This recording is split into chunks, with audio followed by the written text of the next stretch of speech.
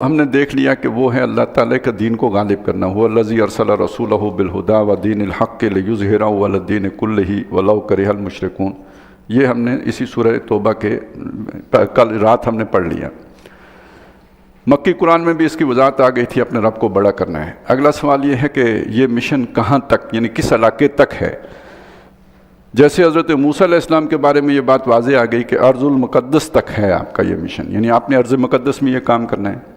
لیکن نبی صلی اللہ علیہ وسلم کا معاملہ یہ ہے کہ آپ کو تو سارے جہان کے لیے رسول بنا کے بھیجا گیا، لیکن سارے جہان میں آپ کے لیے یہ ممکن نہیں تھا کہ ایک لائف سپین میں یہ سارا کام آپ کر سکیں، تو اسے ہم دو حصوں میں تقسیم کرتے ہیں کہ حضور صلی اللہ علیہ وسلم کی امت کا ایک حصہ وہ ہے کہ ویسے تو ایک تصور یہ ہے کہ ایک امت اجابت ہے، ایک امت دعوت ہے، یعنی جن لوگوں نے حضور کی دعوت کو قبول کر لیا وہ امت اجابت ہے۔ باقی جتنے بھی ہیں وہ بھی حضور ہی کی امت ہیں، لیکن یہ کہ ان کی طرف ابھی دعوت دینا باقی ہے، وہ امت دعوت ہے۔ تو یہ ایک جو ہے نا وہ تقسیم یہ کی جاتی ہے۔ ایک اور تقسیم ہے جو قرآن مجید نے کی ہے کہ ایک ہے امیین اور ایک ہے آخرین۔ یہ جو امیین ہیں یہ کون ہے؟ یہ بنی اسماعیل ہیں، ان کی زبان عربی ہے، جن کی زبان میں قرآن اترا ہے۔ محمد الرسول اللہ صلی اللہ علیہ وسلم کی بعثت ان میں ہوئی ہے، اور جن کی طرف آپ کی بعثت ہوئی ہے آپ انہی میں سے ہیں، ان کی زبان بولتے ہیں، لہذا ان پر اتمام حجت نبی صلی اللہ علیہ وسلم نے بنفس نفیس کیا ہے، اور اس کی کامل صورت یہ بنی ہے جو ہم نے سورہ توبہ کے پہلے 5 رکوع میں آ کے دیکھ لی کہ وہ جو حکم دیا تھا قاتلوہم حتی لا تکون فتنۃ ویکون الدین کلہ للہ، دین سارے کا سارا اللہ کا ہو جائے، تو کم از کم جزیرۃ العرب کی حد تک یہ کام ہو گیا حضور صلی اللہ علیہ وسلم کی زندگی میں۔ اصولی طور پر یہ کام اس دن مکمل ہو گیا تھا جب قریش نے آپ کی اس حیثیت کو تسلیم کر لیا تھا، ایک حکمران کی حیثیت کو تسلیم کر لیا تھا اور آپ کے ساتھ بیٹھ کے صلح کر لی تھی۔ جو ہی وہ صلح ہوئی گویا آپ ریکگنائزڈ عرب کے حکمران ہو گئے، لہٰذا اب گویا وہ جو مشن تھا اس کی ایک قانونی صورت دنیا کے اعتبار سے بھی بن گئی، مکمل ہونے کی بن گئی۔ اس کے بعد آپ صلی اللہ علیہ وسلم نے اس عالمی مشن کا آغاز کر دیا۔ یہ یعنی اب آخرین کی طرف دعوت دینے کے عمل کا آغاز حضور نے وہ جو امیین تھے وہاں اپنے مشن کی تکمیل کے بعد کیا۔ اور وہ اس کا آغاز کیسے کیا؟ آپ نے خطوط لکھے۔ آپ کے علم میں ہوگا یہ بات کہ حضور صلی اللہ علیہ وسلم نے مختلف ممالک کے جو بادشاہ تھے ان کو خطوط لکھے تھے۔ یہ خطوط مکے میں ہوتے ہوئے نہیں لکھے، یہ مدینے آتے ہی نہیں لکھے، یہ صلح حدیبیہ کے بعد لکھے، کیونکہ اب ریکگنیشن ہو چکی ہوئی ہے بطور حکمران کے، جو معروف حکمران ہیں عرب کے انہوں نے صلح کر لی بیٹھ کے، تو اس کا مطلب ہے آپ کی اس حکمرانی کی حیثیت کو تسلیم کر لیا۔ آپ کی ریاست اب ایک تسلیم شدہ، جیسے نہیں ہوتا وہ یعنی اقوام متحدہ تسلیم کر لیتے ہیں کسی ملک کو، تو یعنی ایک وہ حیثیت جب آپ کو حاصل ہو گئی اس کے بعد آپ نے بیرون ملک عرب خطوط لکھنے شروع کیے۔ یہی زمانہ ہے جب آپ نے ایرانیوں کی طرف بھی خط لکھا، رومیوں کی طرف بھی خط لکھا، ہرقل کے پاس بھی خط پہنچا، اور مختلف جو ان کے باج گزار بادشاہ تھے مختلف علاقوں میں ان کو بھی خطوط لکھے۔ انہی میں شام کے علاقے میں ایک بادشاہ تھا جس کو حضور صلی اللہ علیہ وسلم کا نامور پہنچا، اس نے بجائے اس کے بات سننے کے یا ماننے کے آپ کے سفیر کو قتل کر دیا۔ یہ سفیر کا قتل اعلان جنگ ہوتا ہے، لہٰذا آپ صلی اللہ علیہ وسلم نے تیاری کی، فوج کی، اور 3000 کا ایک لشکر بھیجا جس کے 3 امیر آپ نے مقرر کیے، ایک یکے بعد دیگرے، وہ میں پہلے بھی ذکر کر چکا ہوں، جسے جنگ موتا ہم کہتے ہیں، وہ یکے بعد دیگرے 3 شہید ہو گئے۔ کیوں؟ جس نے انکار کیا تھا اس نے اپنے بل پر انکار نہیں کیا تھا، اس کے پیچھے سلطنت روما کھڑی تھی، لہٰذا اس کے دفاع کے لیے 1 لاکھ کی فوج رومیوں کی آ چکی ہوئی تھی، اور اب گویا جو مسلمانوں کے ساتھ براہ راست پنجہ آزمائی رومیوں کی ہو گئی۔ صرف شامیوں کا مسئلہ نہیں تھا، اس کے پیچھے رومی بھی آ گئے، تو وہ ٹکراؤ کی صورت پیدا ہو گئی روم تک۔ وہ حضرت خالد بن ولید اس لشکر کو بچا کے تو لے آئے، لیکن یہ کہ اس کے بعد اعلان ہو گیا کہ اب ہم نے رومیوں سے مقابلہ کرنا ہے۔ 30,000 کا لشکر تیار ہوا ہے، اور یہ جانا کہاں ہے؟ عرب کے اس سرحد کے اوپر جانا ہے۔ دن ہیں گرمیوں کے، وسائل کی شدید کمی ہے، ٹکراؤ سلطنت روما وقت کی سپر پاور کے ساتھ ہے۔ سلطنت روما اس وقت جو ہے وہ ایران سے بھی فتح یاب ہو چکی ہوئی تھی۔ غزوہ بدر کے موقع پہ جہاں یہ خبریں ملی تھی مسلمانوں کو کہ ہم جیت گئے، تو وہاں یہ خبر بھی ملی تھی کہ ایرانیوں کے مقابلے میں رومی بھی جیت گئے۔ لہٰذا بہت بڑی طاقت اس سے ٹکراؤ ہے، اب آپ سوچیں کہ کتنا بڑا امتحان آ گیا ان لوگوں کے لیے جو نئے نئے مسلمان ہوئے تھے. ظاہر ہے جنہوں نے جو پتھروں پہ جنہوں نے کھائے اور جو گھسیٹے گئے اور جو ریت پہ لیٹے ان کے لیے تو مسئلہ نہیں تھا، جنہوں نے ہجرتیں کی ان کے لیے تو مسئلہ نہیں تھا. لیکن یہ اگر سن 8 میں 10,000 یا 12,000 کا لشکر تھا اور سن 9 میں آپ 30,000 کا لشکر لے کے جا رہے ہیں تو یہ سارے لوگ کون ہیں؟ یہ سارے نیو کمرز ہیں. یدخلون فی دین اللہ افواجا، جو اللہ کے دین میں فوج در فوج داخل ہوئے ہیں، ابھی کچے ہیں. تو کتنا بڑا امتحان آ گیا. سلطنت روم سے ٹکراؤ، جیتنے کا کوئی امکان نہیں. دوسری طرف لمبا سفر اور گرمیوں کے دن. تیسری طرف کھانے پینے کو اور سواری کا کوئی بندوبست نہیں. چوتھی طرف یہ کہ قید پڑا ہوا تھا اور ابھی فصل اترنے والی تھی کھجوروں کی، اور گرمیوں میں اگر آپ اتنے لمبے طویل 3 مہینے کے سفر پہ چلے گئے تو واپس آئے تو وہ اجڑ چکی ہوں گی کھجوریں، وہ ملے گا بھی کچھ نہیں. عورتیں تو کھجور کے درختوں پہ چڑھ کے فصل نہیں اتار سکتی. تو گویا آگے بھی قید نظر آ رہا ہے. تو بڑا مشکل مرحلہ آ گیا. جب یہ مشکل مرحلہ آیا تو آپ سوچیں کہ منافقین پر جن لوگوں کا دل کمزور تھے یا ایمان کمزور تھا ان پر کیا بیتی ہوگی. وہ ہیں جو ان 4 رکوعوں میں پہلے تو تیار کرایا، ہمت کرو، اٹھو، چلو، اللہ کی راہ میں نکلو، قربانی دو. یہ بیٹھ کے تسبیح کرنے سے کام نہیں چلے گا اور اللہ ہو سے ہی بات نہیں بنے گی. اللہ کے لیے لگانا پڑے گا، کھپانا پڑے گا، اپنے آپ کو جھونکنا پڑے گا، سب کچھ کھپانا پڑے گا. اٹھو، نکلو. پہلے 4 رکوع یہ ہیں اصل میں، اور آخری جو 7 رکوع ہیں اس میں پھر وہ احوال ہیں کہ جو دوران جنگ یا جو دوران سفر پیش آئے، یا پھر جو لوگ نہیں جا سکے تھے ان کے ساتھ معاملہ کیا کرنا ہے، وہ ذرا تفصیل سے بیان کیا گیا.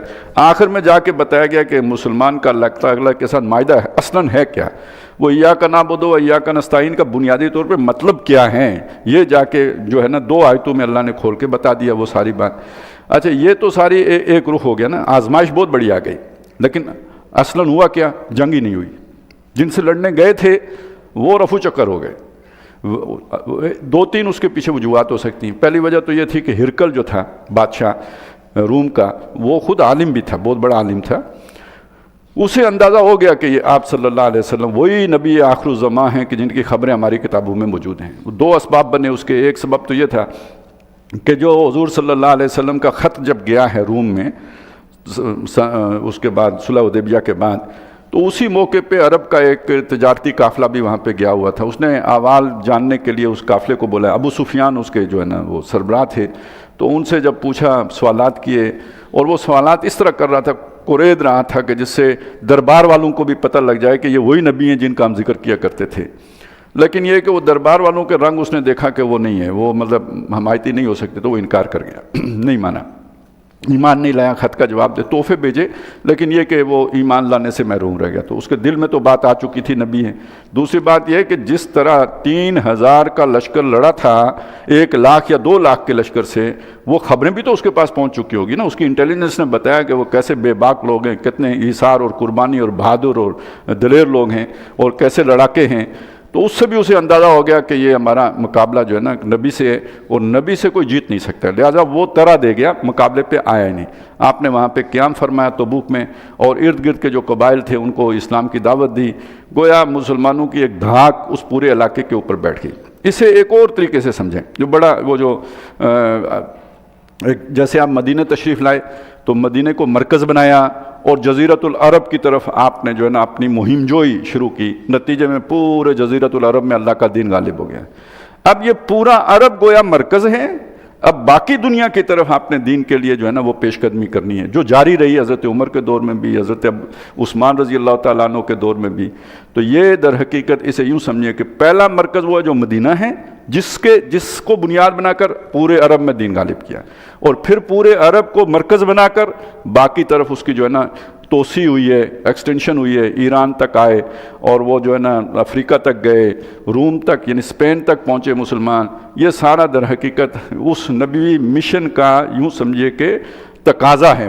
بعد میں مسلمانوں نے کیا کیا وہ ایک علیحدہ بات ہے، لیکن یہ کہ اصل میں یہ ایمان کا تقاضا بھی تھا، یہ دین کا تقاضا بھی تھا، نبی صلی اللہ علیہ وسلم کے مقصد بعثت کا تقاضا بھی تھا. اب اس چیز کو اقبال نے کتنے خوبصورت پیرائے میں بیان کیا ہے کہ آپ یہ مشن مکمل کر کے جو یہ نہ سمجھیں کہ بات پوری ہو گئی ہے، ابھی بات آگے چلے گی. وقت فرصت ہے کہاں، کام ابھی باقی ہے، نور توحید کا اتمام ابھی باقی ہے.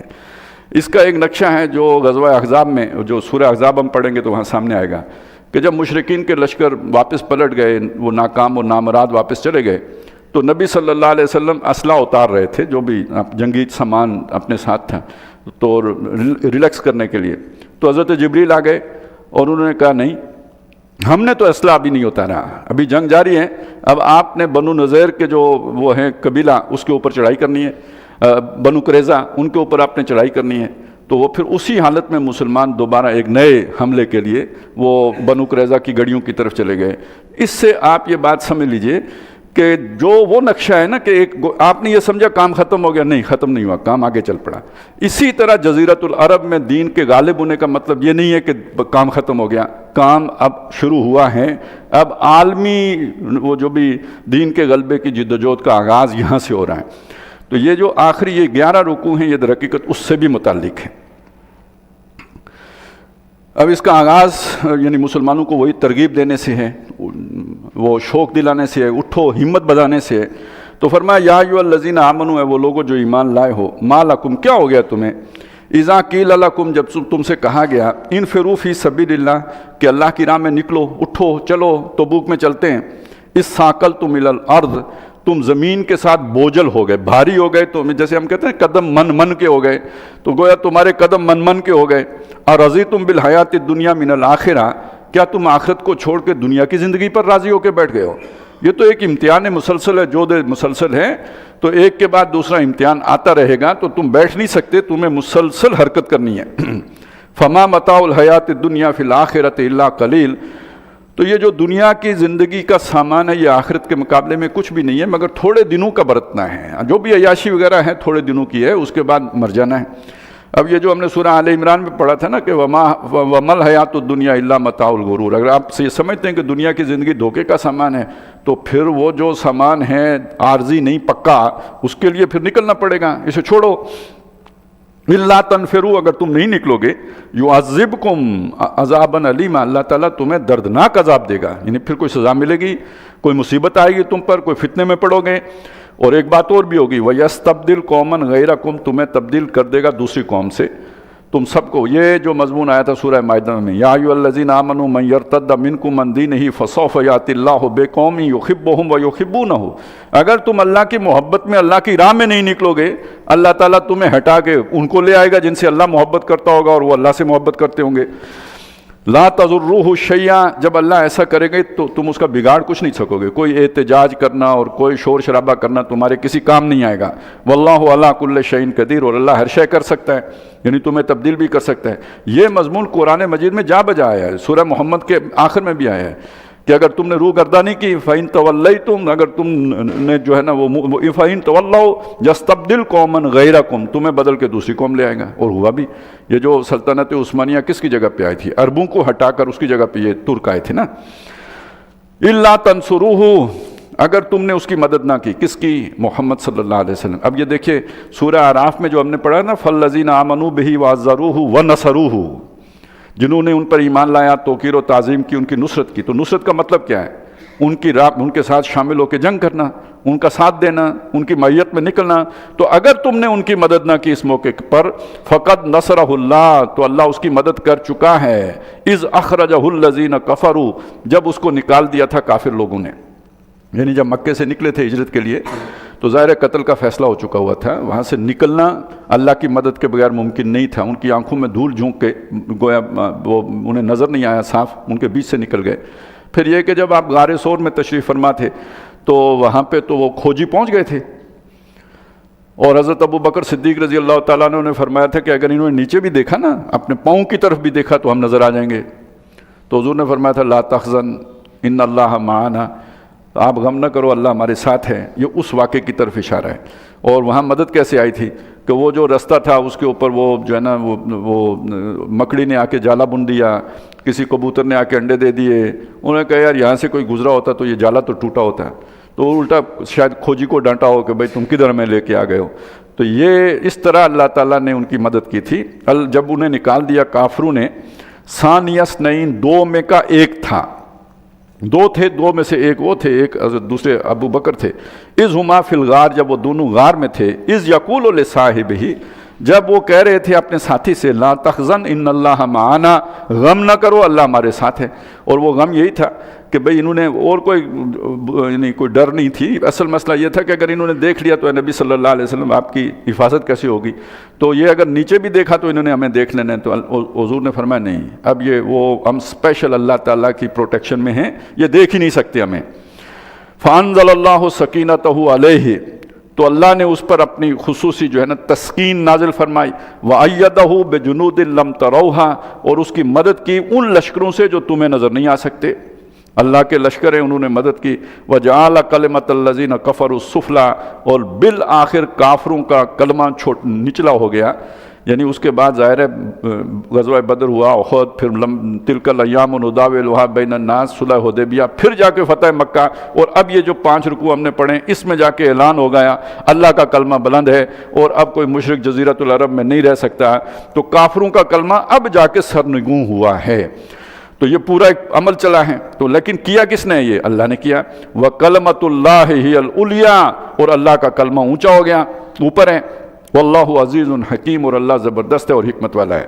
لہٰذا اب اگلے مشن دوسرے مرحلے کے لیے بھی کمر ہمت کسو، یہ ایک مرحلہ ختم ہو گیا جزیرۃ العرب کی حد تک، حضور کا جو مقصد بعثت تھا نا خصوصی، وہ تو ہو گیا پورا، اب جو عمومی ہے اس کے لیے ہمت کسو، اور یہ کہ اپنے بیلٹ ٹائٹ کرو، انفرو، نکلو، خفافا و ثقالا، بوجھل ہو تب بھی، ہلکے ہو تب بھی۔ اس کا اطلاق دونوں باتوں پہ ہو جائے گا، دل کے بوجھل ہو، دل نہیں چاہ رہا پھر بھی نکلو، دل کے ہلکے ہو تو پھر تو خیر نکلنا آسانی ہوگا۔ اور ایک اور بھی مطلب اس کا ہو سکتا ہے کہ سامانے زیادہ راہ ہے یا زیادہ راہ نہیں ہے، ظاہر زیادہ راہ ہوگا تو پیٹھ بھاری ہوگی، سامان لاد کے چلو گے، نہیں ہے تو ہلکے پھلکے ہو، دونوں صورتوں میں نکلو۔ وَجَاهِدُوا بِأَمْوَالِكُمْ وَأَنفُسِكُمْ فِي سَبِيلِ اللَّهِ، اور جہاد کرو اللہ کی راہ میں اپنے مالوں اور جانوں کے ساتھ، ذَلِكُمْ خَيْرٌ لَكُمْ إِن كُنتُمْ تَعْلَمُونَ، یہ تمہارے لیے بہت بہتر ہے اگر تم سمجھو۔ لَوْ كَانَ عَرَضًا قَرِيبًا، اگر جلدی مال غنیمت ملنے کی امید ہوتی آسانی سے، وَسَفَرًا قَاصِدًا، اور سفر ہوتا ہلکا پھلکا، لَاتَّبَعُوكَ، تو اے نبی آپ کے ساتھ چل پڑتے، لازمی چلتے، ولیکن بعودت علیہم الشقہ، لیکن جو دور جانے کی مشقت ہے، یہ جو شد رحال انہیں کرنی پڑ رہی ہے وہ ان پر بہت گراں ہو گئی۔ وَسَيَخْلِفُونَ بِاللَّهِ، اور یہ اللہ کی قسمیں کھائیں گے۔ اب ظاہر ہے جس نے کام نہ کرنا ہو اس نے باتوں ہی سے راضی کرنا ہوتا ہے، تو یہ اللہ کی قسمیں کھائیں گے، لَوْ اسْتَطَعْنَا لَخَرَجْنَا مَعَكُمْ، اگر ہمارے بس میں ہوتا تو ہم ضرور آپ کے ساتھ چلتے۔ وہ اب بہانے آدمی 10 بنا سکتا ہے، پیٹ میں درد ہے، لات جو ہے نا وہ کوئی کمر میں درد نکل گیا ہے، یہ ہو گیا ہے، وہ ہو گیا ہے، بچہ بیمار ہو گیا ہے، تو اگر ہمارے بس میں ہوتا تو ہم آپ کے ساتھ چلتے۔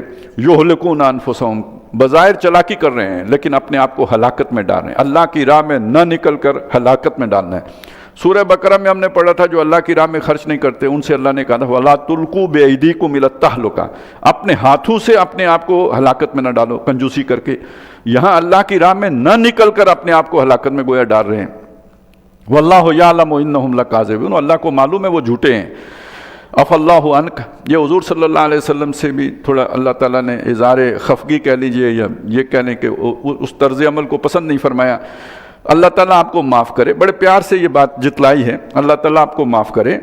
لما اذنت لہم، آپ نے کیوں ان کو اجازت دی؟ اب آپ منظر ذہن میں رکھیں، گویا اعلان عام ہے، جسے نفیر عام کہتے ہیں، ہر نفر جو ہے ہر فرد وہ نکلے گا۔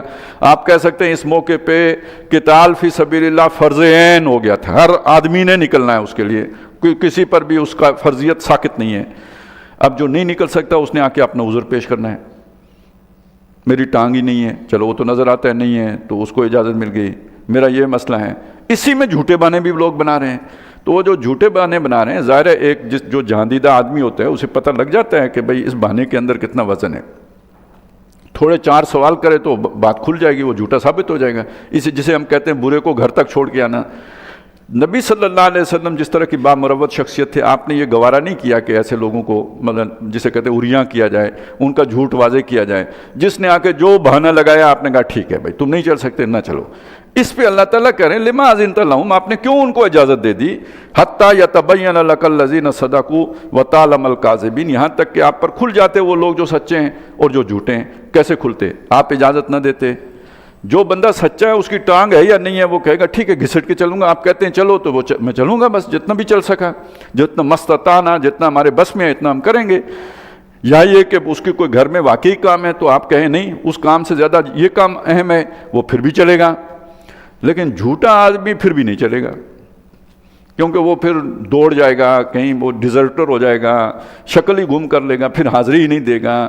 تو آپ نے انہیں اجازت کیوں دے دی؟ نہیں دینی چاہیے تھی اجازت۔ لما اذنت لهم لا یستأذنک الذین یؤمنون باللہ والیوم الآخر، جو لوگ اللہ پر اور آخرت پر ایمان رکھتے ہیں وہ ایسے نازک موقع پر اجازت مانگنے آتے ہی نہیں۔ ان یجاہدوا باموالہم وانفسہم، کہ وہ اللہ کی راہ میں جہاد کریں اپنے مالوں اور جانوں سے، اس چیز سے اجازت لیں۔ وہ تو شوقین ہیں کہ کب وہ مرل آتا ہے، جو حق کی خاطر جیتے ہیں مرنے سے کب ڈرتے ہیں جگر، جب وقت شہادت آتا ہے دل سینوں میں رقصاں ہوتے ہیں، وہ تو منتظر تھے۔ منہم من قضا نحبہ ومنہم من ینتظر، وہ بھی ہیں کہ جو اپنی مراد پوری کر چکے ہو، جو باقی ہیں وہ منتظر ہیں کہ اب ہمیں موقع ملے تو ہم بھی جان آفرین کے سپرد کریں۔ واللہ علیم بالمتقین، اللہ تعالیٰ متقیوں سے واقف ہے کہ ان کا طرز عمل کیا ہوتا ہے۔ یہ پیچھے رہنے والے یہ گویا تقویٰ سے عاری لوگ ہیں۔ انما یستأذنک الذین لا یؤمنون باللہ والیوم الآخر، بے شک وہی لوگ آپ سے اجازت طلب کرنے آتے ہیں کہ جو اللہ اور آخرت پر ایمان ہی نہیں رکھتے، دنیا ترجیح ہے ان کی۔ وارتابت قلوبہم، اور ان کے دل شک میں پڑے ہوئے، ایمان میں یکسو نہیں ہوئے ہیں، ڈواڈول ہیں، مذبذبین ہیں، مترددین ہیں۔ فہم فی ریبہم یترددون، تو وہ اپنے اس شک کی وجہ سے متردد ہو کر گو مگو ڈبل مائنڈڈ ہو کے رہ گئے ہیں کہ چلیں یا نہ چلیں۔ پوری طرح یکسو نہیں ہوتے نہ چلنے پر بھی، اور پوری طرح آمادہ نہیں ہوتے چلنے پر بھی۔ ارادہ باندھتا ہوں، سوچتا ہوں، توڑ دیتا ہوں، کہیں ایسا نہ ہو جائے، کہیں ایسا نہ ہو جائے، یہ شک و شبہ ہے ان کو۔ وَلَوْ أَرَادُوا الْخُرُوجَ، اگر وہ نکلنے کا ارادہ رکھتے ہوتے، واقعی سچے ہوتے نکلنے میں، یعنی یکسو ہوتے، لَعَدُّوا لَهُ عُدَّةً، تو اس کی کوئی تیاری بھی کرتے۔ یہ تو چلیں ٹانگ میں درد اچانک نکل آیا ہے نا، تو پہلے سے کوئی بستر باندھا ہوتا، کوئی زاد راہ جمع کیا ہوتا، کوئی تیاری ہوتی۔ وَلَٰكِنْ كَرِهَ اللَّهُ بِعَاثَهُمْ، لیکن اصل بات یہ ہے وہ رکے رہے، کہنے کو وہ رکے رہے، اللہ نے ہی ان کا اٹھنا قبول نہیں کیا، ان کا جانا پسند ہی نہیں کیا، انہیں اللہ نے اسی لیے یہاں پہ روک دیا۔ فَثَبَّتَهُمْ، تو ان کو روک دیا ہے۔ وَقِيلَ اقْعُدُوا مَعَ الْقَاعِدِينَ، ان سے کہہ دیا گیا بیٹھے رہنے والوں کے ساتھ بیٹھے رہو۔ اب ان کو یہ بات آ کے کس نے کہی؟ جبریل امین نے کہی۔ کس نے کہی؟ یعنی تکوینی طور پر کہہ دیا گیا، یہ الفاظ میں نہیں کہی جاتی، یعنی حالات ایسے بنا دیے گئے یا ان کے دل کی کیفیت ایسی کر دی گئی کہ انہیں اٹھنا گوارا ہی نہیں ہوا، پسند ہی نہیں کیا۔ لَوْ خَرَجُوا فِيكُمْ، کیوں کیا؟ اس لیے کہ اگر وہ تمہارے ساتھ جاتے ہیں مسلمانوں، وہ بھی تمہارے ساتھ ہوتے، مَا زَادُوكُمْ إِلَّا خَبَالًا، وہ تم میں اضافہ نہ کرتے مگر یہ کہ نقصان کا، کوئی تمہاری برائی ہی کرتے، تمہاری خرابی ہی کرتے۔ وَلَأَوْضَعُوا خِلَالَكُمْ يَبْغُونَكُمُ الْفِتْنَةَ، اور تمہارے درمیان جو خالی جگہیں، صفوں کے درمیان گھوڑے دوڑاتے کوئی نہ کوئی فتنہ اٹھانے کے لیے، ادھر کی ادھر لگائی، ادھر کی ادھر لگائی۔ ظاہر ہے جب اتنی بڑی اجتماعیت 30,000 کا لشکر چل رہا ہے، اس میں جو جسے آج کل ہم کہتے ہیں ڈس انفارمیشن، وہ پھیلانا کتنا آسان کام ہے۔ ادھر سے ادھر جو ہے نا وہ باتیں کر کے تو وہ کوئی نہ کوئی ہوا کھڑا کر دیتے، ادھر سے حملہ ہو رہا ہے، تیاری بڑی شدید ہے ان کی، اور 2 لاکھ کا لشکر آ رہا ہے۔ اب آپ یعنی کتنوں کے منہ بند کرتے تو وہ اس طرح کے فتنے اٹھاتے۔ وفیکم سماعون لہم، اور ابھی بھی تم سارے خالص نہیں ہو، تم میں ہیں، وفیکم تم میں ہیں، سماعون لہم جو ان کی سنتے ہیں یا ان کے لیے سنتے ہیں۔